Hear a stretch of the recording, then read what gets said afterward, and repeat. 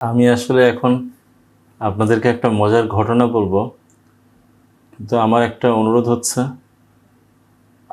আপনারা কেউ হাসবেন না।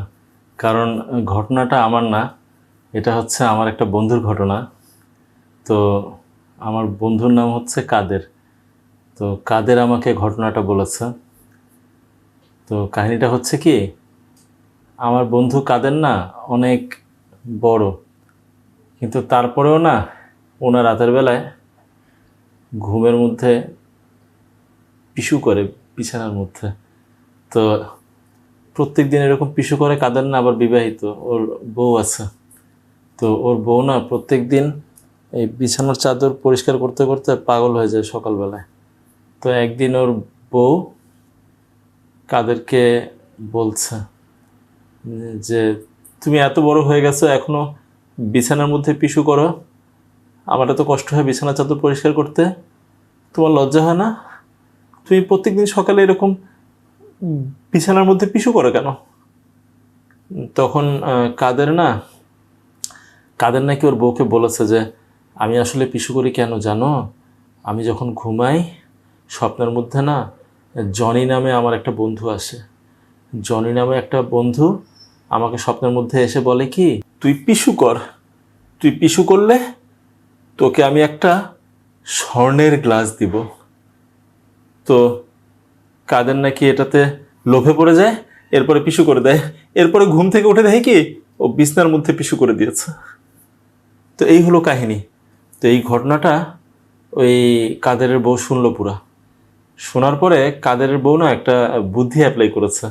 কাদেরের বউ না কাদেরকে বলে কি, শোনো, এরপরে যখন জনি তোমার স্বপ্নে আসবে তুমি জনিকে বলবে কি, আগে তুই স্বর্ণের গ্লাস দে, এরপর আমি পিছু করব। এছাড়া তুমি ভুলেও পিছু করবে না। তুমি আগে দেখো জনি তোমাকে স্বর্ণের গ্লাস দেয় নাকি। তো যেই কথা সেই কাজ।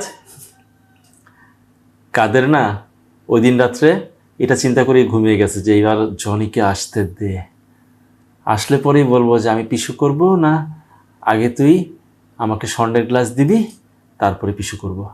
তো এই কাদের ঘুমিয়ে গেছে। কাদের ঘুমিয়ে যাওয়ার পরে না স্বপ্নের মধ্যে জনি আসছে। জনি এসে কাদেরকে বলে কি, কাদের পিছু কর পিছু কর, আমি তোকে একটা স্বর্ণের গ্লাস দিব। তো কাদের তো এখন বউয়ের কথা মানে শুনে বুদ্ধি এসে গেছে।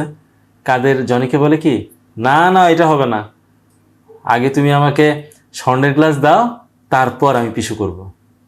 এখন জনি তো গেছে বিপদে পড়ে। জনি চিন্তা করতেছে এটা কি হইল, আমি স্বর্ণের গ্লাস কোত্থেকে দিব।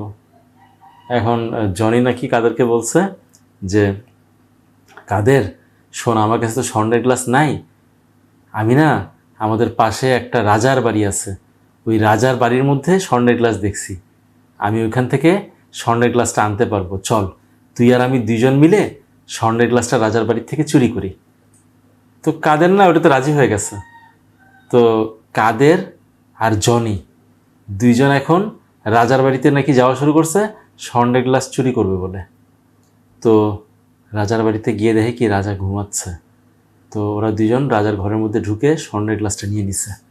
নিয়ে যেই ঘরের থেকে বের হতে যাবে অমনি রাজার ঘুম ভেঙে গেছে। এখন রাজা ওই কাদের আর জনিকে ধরার জন্য দিছে দৌড়। এখন কাদেরও দৌড়ায়, জনিও দৌড়ায়, কাদেরও দৌড়ায়, জনিও দৌড়ায়। এখন কোনো রাস্তা না দেখে সামনে দেখে কি একটা তাল গাছ। তো জনি না তাড়াতাড়ি তাল গাছের উপর উঠে গেছে। এখন কাদেরও ওই স্বর্ণের গ্লাসটা ফেলে তাল গাছের উপর ওঠা শুরু করছে। আর ওই মুহূর্তেই রাজা না ওই কাদের পা ধরে ফেলছে।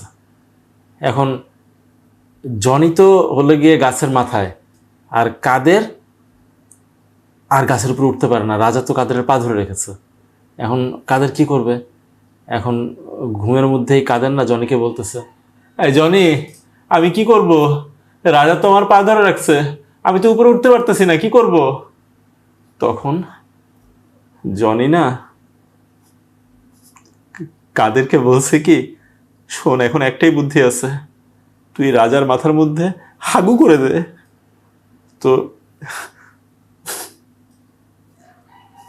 তো কাদের না ওই জনির কথা মতো রাজার মাথার মধ্যে হাগু করে দিছে। এরপরে বাকিটা ইতিহাস।